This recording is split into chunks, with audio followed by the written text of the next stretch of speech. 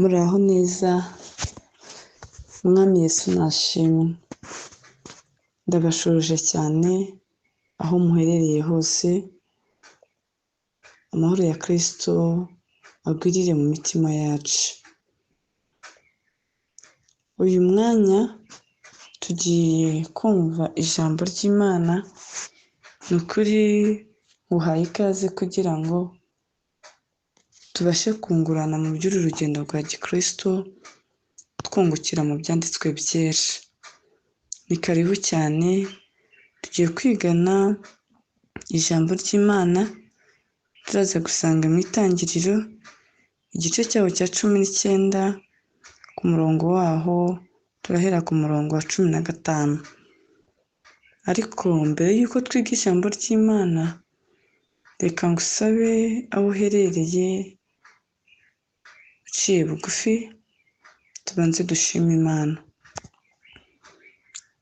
Data wa twese, Imana ikomeye, Imana itwitaho, byiringiro byacu bizima, mahoro y'imitima y'abakwizeye kandi bakwiringiye, izina ryawe nirihimbazwe. Twe nk'abana b'abantu waremye, tunejejwe n'uko waturemye, twacumura ukaducungura, uyu mwanya tukaba turi kubyina umunezero tubonera muri wowe, izina ryawe nirihimbazwe.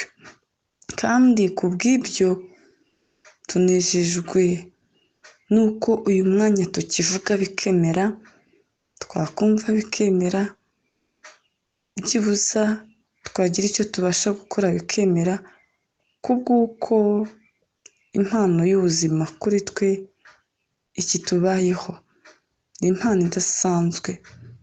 Benshi tubibona nk'ibisanzwe, ariko nyamara ni impano idasanzwe, izindi mpano zindi z'ubuzima zishamikiraho. Ubumenyi bushamikiraho, amahirwe ashamikiraho, n'ibindi bitandukanye byo muri ubu buzima. Nyamara iyo umwuka udushizemo, byose biba birangiye. N'ibitangaje, n'ibikomeye bingana bite byakabaye biba kuri twe, ibyo byose imigabo n'imigambi biba birangiye. Twe rero tucyumva, ni ukuri tunejejwe n'uburinzi bwawe bwabanye natwe, izina ryawe rihimbazwe. Turi imbere yawe Data, turakwinginze kugira ngo mbere ya byose turebane amaso y'imbabazi, twezeho gukiranirwa ku buryo bwose, maze utuboneze kugira ngo turusheho cyane kuramira mu biganza byawe, aho kuramira mu byaha. Tugirire ibambe n'imbabazi rero, ubwo tugiye kwiga ijambo ryawe, Mwuka w'Imana rihagarikire, kandi Mwuka w'Imana twumvishe igikwiriye, adushoboze kumvira, kuko kumva aho turumva, ariko kumvira kikaba ikibazo. Adushoboze kumvira kuko icyo wifuza mu mibereho yacu, ni uko twumvira tugahinduka kandi tugahindukirira mu cyiza. Bidushoboze rero, uyu mwanya wiganzirize muri twe, tubigusabiye ubuntu bwa Kristo. Amina. Nk'uko nari majije kubikubwira, tugiye gusoma mu gitabo cy'Itangiriro, igice cyaho ni icya 19, kuva ku murongo wa 15. Hari amagambo avuga ngo, abamarayika bakura Loti i Sodomu, Imana iraharimbura. Abamarayika bakura Loti i Sodomu, Imana iraharimbura. Ndatekereza abantu hafi ya twese iyi nkuru, cyangwa se henda dufite amakuru ku hajyanye n'i Sodomu. Dufite amakuru y'irimbuka ya Sodomu na Gomora. Ariko mbere y'uko nkomeza gusoma aha ku gice cya 15, cyangwa se nako kuri uyu murongo wa 15, twibukiranye uyu Loti, twibukiranye i Sodomu. Loti uyu yari umuhungu wabo na Aburahamu, ariko Bibiliya itwereka yuko ubwo Aburahamu yavuganaga n'Imana, Imana imusaba kuva mu gihugu cy'iwabo akajya mu gihugu Uwiteka Imana izamwereka, yagendanye na Loti. Uyu Loti rero barabanye, ariko biza kuba ngombwa yuko batandukana bitewe n'abashumba babo batumvikanaga, bitewe n'aho bahuriraga mu gihe babaga baragiye. Igihe kiragera Loti na Aburahamu baratandukana, ariko Bibiliya itwereka yuko Loti yahisemo kujya i Sodomu kubera ko yabonaga ari ahantu heza, ngo hasaga neza cyane, kandi koko niko byari biri. Ajyayo. Ubwo yajyagayo rero birumvikana Loti yabaye umuturage w'i Sodomu. Ariko icyo tuhabonamo ni kimwe, ni uko uko iminsi yagendaga ishira, Sodomu yashakaga kugenza gute? Gusayisha, gukora icyaha. Ikibi cyarushaga kugenda kigenza gute? Cyiyongera muri Sodomu. Ariko Loti yagumije kubaha Imana. Aha rero bagiye batwereka uburyo ki Uwiteka Imana yaganirije Aburahamu amubwira ko agiye kurimbura i Sodomu. Ariko Aburahamu yari umuntu w'Imana. Aburahamu yari umuntu w'Imana. Sinzi ubwo urugero nabikubwiraho, gusa Aburahamu yari umuntu w'Imana. Aburahamu ababazwa n'abantu b'i Sodomu bari bagiye kurimbuka. Arangije atakambira Imana, agenda abwira Imana ati, Imana byibuze habonetse abantu n'aba babasha kuba bakubaha, Mana wahababarira. Imana ati nahababarira. Aramanuka, agenda amanura imibare, aragenda aramanuka ashyika ku bantu 10, yahereye ku bantu 50. Ariko ikigendererwa cya Aburahamu yifuzaga ni uko yifuzaga ko byibuza muri Sodomu hari abantu runaka barimbuka kugira ngo batarimburanwa nabo. Ariko Aburahamu cyamuteraga kugenda amanura imibare ni uko yabonaga ko n'ubundi wa mubare yahereye havuga 50, yabonaga ko babana bashobora kutabonekayo bitewe no gusayisha kwa hehe, kwa Sodomu na Gomora. Rero mu gice cya 19 batwereka abamarayika noneho bo ubwabo bagera i Sodomu, baje i Sodomu. Reba abamarayika, abantu batigeze, kuko bari baramajije, niba navuga ngo kuba impumyi ku rugero rukomeye, bari baramajije gusayisha ku rugero rukomeye, hahandi bifuje kuryamana n'abamarayika.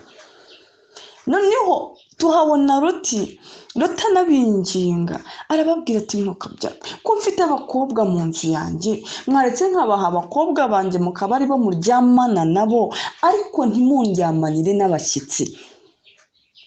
Hanyuma barangije bavuga ati ntago dukeneye abakobwa bawe, kabone nubwo batararyamana n'abagabo, ariko icyo dushaka, turashaka abo bagabo binjiye iwawe baduha bari bo turyamana.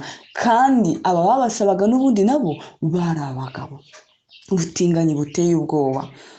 Aha tuhabona Loti yagumije kwinginga, ariko kuko bari abamarayika ngo babateye ubuhumyi, maze bahera ko baragenza gute? Bahera ko barahoma. Ariko tubona rero ko bashishikarije Loti gusohoka muri uwo mudugudu, akava muri uwo mudugudu, kuko icyari kibazanye bari baje kugenza gute? Kurimbura i Sodomu. Hanyuma baravuga ati niba ufite abakazana, niba ufite abakwe, niba ufite abo ufite muri uyu mudugudu bose ubabwire bagenze bate, basohoke muri uyu mudugudu mugende, kuko uyu mudugudu ugiye kugenza gute? Kurimbuka. Dukomeje rero mu gice cya 15 haratubwira hati, nuko bukeye mu gitondo babamarayika batera Loti umwete bati, haguruka ujyane n'umugore wawe n'abakobwa bawe bombi bari hano, kugira ngo utarimburirwa mu gihano cy'umudugudu. 16 maze azaririye abo bagabo bafata ukuboko kwe n'uk'umugore we n'abakobwa be bombi, Uwiteka amubabariye, baramusohora bamushyira inyuma y'uwo mudugudu. Uyu ni Loti wagize kuzarira. Uyu ni Loti ahari nawe yumvaga ari nka filime iri gukinwa, yatekereza kuntu Sodomu igiye kurimbuka hari bitewe n'uko yabibonaga inetereye nawe bikamucanga, ariko agira kuzarira, ariko abamarayika bamutera umwete. Haleluya! Natwe Uwiteka Imana dutera umwete wo kuva mu cyaha, ariko ntago awudutera tutabigizemo uruhare, ahubwo natwe bikeneye yuko twifuza guhinduka, maze akadutera umwete wo guhinduka by'ukuri. Loti yazaririye bamutera umwete ngo n'umugore ndetse n'abakobwa be ngo babashyire inyuma y'uwo mudugudu, kuko n'ubundi uyu mudugudu wendaga kugenza gute? Uyu mudugudu wendaga kurimbuka. Bamaze kubakuramo, umwe muri bo aravuga ati, hunga udapfa, hunga udapfa. Natwe mureke duhunge icyaha tudapfa, kuko igihe cyo kugaruka kwa Kristo kiragaragara neza yuko kiri bugufi. Hunga udapfa, nturebe inyuma kandi ntutinde utararangiza iki kibaya, hungira ku musozi utarimbuka. Loti 18 aho tugeze, Loti arababwira ati, bye kuba bityo mwami, ndakwinginze, dore umugaragu wawe nkugiriyeho umugisha kandi ugwije imbabazi zawe ungiriye, ubwo ukijije ubugingo bwanjye, ungiriye ubwo ukijije ubugingo bwanjye. Sinahunga ngo ngere kuri uriya musozi icyo cyago kitaramfata ngo mpfe. Dore uriya mudugudu niwo uri bugufi bwo guhungirwaho, kandi ni muto. Reka muhungiremo ubugingo bwanjye bukire. Nturora ko ari muto? Yabazaga abamarayika. Aramusubiza ati, dore ku byo uvuze ibyo, ndakwemereye kutarimbura umudugudu uvuze, ihute uhungireyo, kuko ari ntacyo mbasha gukora utaragerayo. Nicyo cyatumye uwo mudugudu witwa Sowari. Utagera i Sowari izuba rirashe, maze Uwiteka agusha kuri Sodomu n'i Gomora amazuku n'umuriro bivuye ku Uwiteka mu ijuru, atsemba iyo midugudu yose na cya kibaya cyose n'abagituyemo bose n'ibyameze ku butaka. Ariko muka Loti arakebuka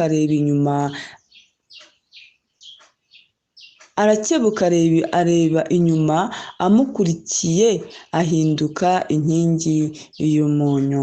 Aburahamu azinduka kare ajya aho yari yahagarariye imbere y'Uwiteka, yerekeza amaso i Sodomu n'i Gomora n'igihugu cyose cya cya kibaya, abona umwotsi waho ucumba nk'umwotsi w'ikome. Ubwo Imana yarimburaga imidugudu yo muri icyo kibaya, yibutse Aburahamu, yohereza Loti ngo ave muri iryo tsembwa, ubwo yatsembaga imidugudu Loti yari atuyemo. Imana itugirire neza. Ahangaha turi kureba, navuga ngo imibereho y'i Sodomu na Gomora yari igeze ku musozo, bitewe n'ubunyacyaha, bitewe no kutagonda ijosi, bitewe no kutumvira ngo bahindukire bave mu kibi, aho kuko iminsi yarushagaho kugenda iza, ariko barushaho kugenda bagenza bate?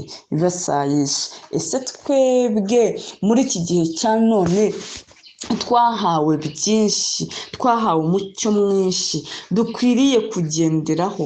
Navuga ngo twahawe uburyo bwinshi dukwiriye gukirizwamo. Hari insengero bamwe turasenga twumviramo ijambo ry'Imana, ariko ntabwo dushaka guhinduka. Hari amaradiyo amwe acishaho ijambo ry'Imana, ariko ntabwo dushaka guhinduka. Hari ibibwirizwa bitandukanye bigenda binyuraho hirya no hino, twakabaye dufata imyanzuro yo guhinduka, ariko ntabwo dushaka guhinduka. Ese twebwe tuvuze ngo duseke Sodomu, aho ntitwaba tugiye kwishuka cyane? ese twebwe imibereho yacu yaba yarigeze ihinduka koko igahura na Kristo, cyangwa n'ubundi natwe imibereho yacu ni imwe muri kuriza Imana, yareba ko nta kitigeze ikora, yareba ko yaduhaye Kristo ngo adupfire nk'umwami wacu n'umukiza ukwiriye gukiza ubugingo bwacu, ariko uyu munsi tukaba twaranze kumvira irarika rye, aho ijuru ntiriterwa agahinda n'imibereho yanjye itarigeze ihinduka, n'imibereho yawe itarigeze ihinduka, natwe muri iki gihe cya none tukaba turi gusayisha ku rugero ijuru turibabaza. Ese twibaze, niba twaramenye Kristo, iyi si yacu yamajije kwangirika gutya, ibi byaha bikorwa n'abandi, niba abantu benshi bavuga yuko bafite insengero babarizwamo, bavuga yuko bafite aho bateranira, ibi byaha, uku kwiba, uku kwica, ubu busambanyi, ubu butinganyi, ubu ibintu byinshi, ubugome bugwiriye, inzangano zigwiriye mu bantu, ubundi aya mashyari ari mu bantu ahera kakavamo ikindi gikomeye, bituruka kuki?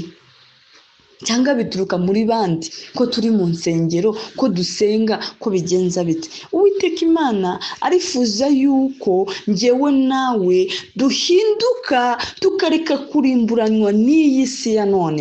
Kristo araje ari bugufi, kandi ibi byabwigaga b'i Sodomu na Gomora, ibi twibukiranye Yerusalemu ijya kurimbuka, bahawe umuburo ukomeye no kureba ku bimenyetso, ariko ikibabaje hari imbaga nyamwinshi yaba Sodomu na Gomora, imbaga nyamwinshi yaba muri Yerusalemu yatikiriyemo, atari uko itigeze yumva, ahubwo baranze kumvira.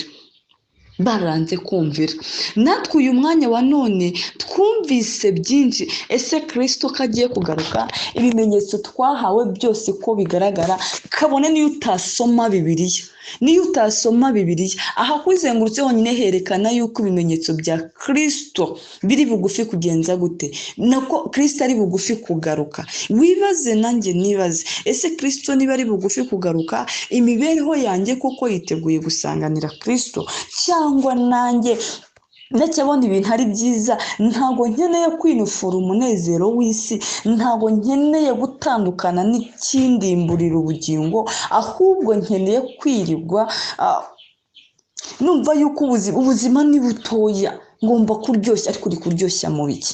Uri kuryoshya mu cyaha n'ubundi kizakurimbura, icyaha kizatuma ubura ubugingo buhoraho. Nyamara igihe ni iki kugira ngo wowe nanjye tubashe byibuza, umuririmbyi umwe yararirimbye aravuga ngo ibyo byabahereyeho kugira ngo bitubere akabarore. Yego, ni ukuvuga ngo ibi byagiye bibaho, Sodomu na Gomora yarimbutse mu gihe cya Nowa, nabyo haba hirimbuka. Ni ukuvuga ngo mu gihe cya Yesu, ibi byose byabereyeho kugira ngo bitubere akabarore, twebwe abasohoreyeho n'imperuka y'ibi. Ese ahubwo tujya tubyitaho, tukabona ko Kristo ari bugufi kugaruka. Dusubiye muri iki gice cya 19 cy'itangiriro twasomaga, ngo marayika yateye umwete Loti, atera umwete umugore we, atera umwete n'abakobwa be. Ariko ikibabaje, umugore we ntabwo yigeze agera kuri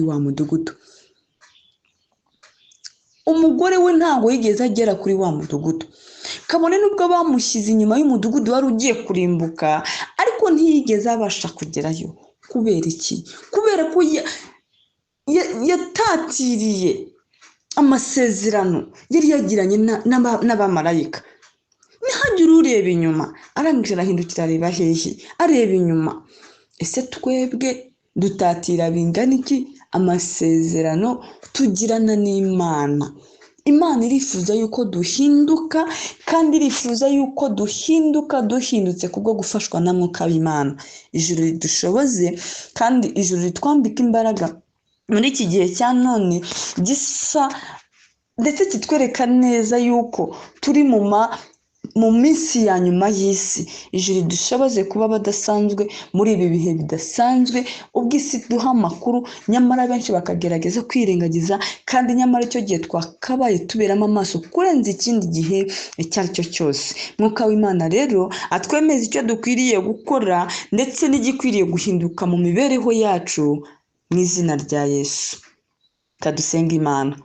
Uri data udukunda, utwitaho kurenza uko intekerezo zacu zacumuye zibitekereza, kandi wuzuye ubuntu n'imbambe n'imbabazi, kandi ibyo ngibyo nibyo bituma tudashiraho, kuko mu ibambe ryawe, mu mbabazi zawe nyinshi, aho niho dukurirwa kubabarirwa. Ndakwinginze rero ngira ngo turebane amaso y'imbabazi, tubabarire aho twagiye kure, utubabarire aho twapfapfanye papa, twemeye kugaruka. Turakwingiza cyane kugira ngo utwambike imbaraga, udutere umwete, utugirire ibambe, utugirire imbabazi, udushoboze kugushikamishaho umutima muri iki gihe cya none, maze imibereho yacu irusheho cyane guhindukira mu biganza byawe. Dushoboze kuba umucyo mu gihe isi ya none icuze umwijima, maze kugira ngo ubwo uri bugufi kugaruka uzasange twe n'abacu twiteguye kugusanganira. Duhire rero kandi ube mu ruhande rwacu. Mwuka w'Imana ugumize kutwiyoborera, tubigusabiye ubuntu ku bwa Yesu Kristo. Amen.